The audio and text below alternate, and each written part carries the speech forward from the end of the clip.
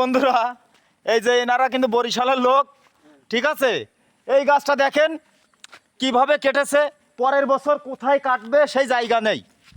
কাকি, আমার কথা কি ঠিক আছে? প্রিয় বন্ধুরা, বরিশালের মানুষ কতটা পাগল তা আপনারা একটু দেখলেই বুঝতে পারবেন। দেখুন, এই খেজুর গাছটা কেটেছে, এখানে হাত ঢুকে যাচ্ছে, গজ হয়ে গিয়েছে।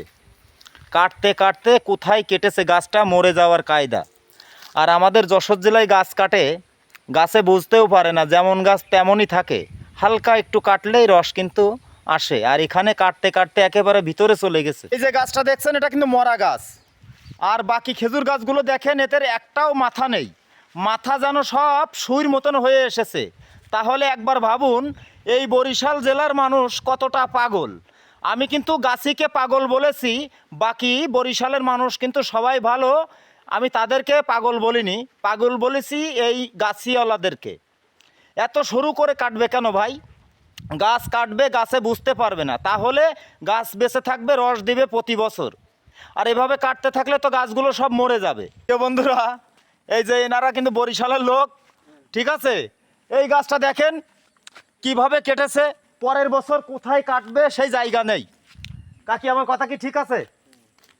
একটু গাছ নেই, ঠিক আছে।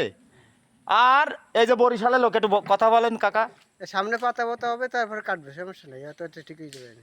এখন কিন্তু ওখানে কিন্তু কোনো কিছু নেই, ঠিক আছে। কাকার মাথায় বোঝা ছেড়ে দিলাম, একটু বরিশালী ভাষা দিয়ে দেন কাকা।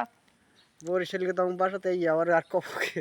আচ্ছা আচ্ছা কাকা, কাকার মাথায় অনেক লাভ ইউ কাকা। আচ্ছা আচ্ছা, হ্যাঁ, আতর দিয়ে টাহাই টাহাই কাটে। কাকা তো কন, আতর দিয়ে টাহাই টাহাই কাটে না? আমাকে দেশে কিন্তু ফুসাই ফুসাই কাটে। আমাকে দেশে এরকম করে না, ফসাইয়া। মুগুর দিয়া টাহাই কাটে, ঠিক আছে। আপনারা তো শুনলেন, এই কাকিদের কিন্তু কাছ থেকে আপনাদের ভাষা শোনালাম, বরিশালের ভাষা। সবাই ভালো থাকবেন।